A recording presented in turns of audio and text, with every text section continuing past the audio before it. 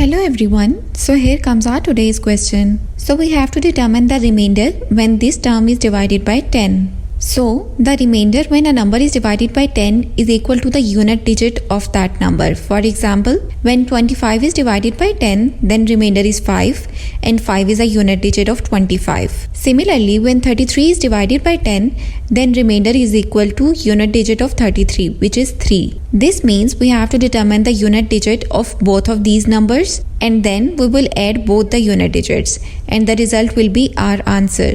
Now we will follow this pattern. So pattern of powers of 3 or any other number which has unit digit 3 is 3971. It means 3 raised to power 1 is 3, 3 raised to power 2 is 9, 3 raised to power 3 is 27, 3 raised to power 4 is 81.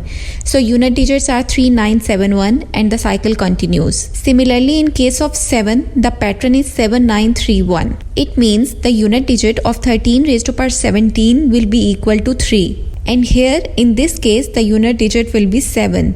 So now we are going to add both the unit digits, which is equal to 10, and the unit digit of 10 is 0. It means when this term will be divided by 10, then remainder will be 0. So the right answer is option A.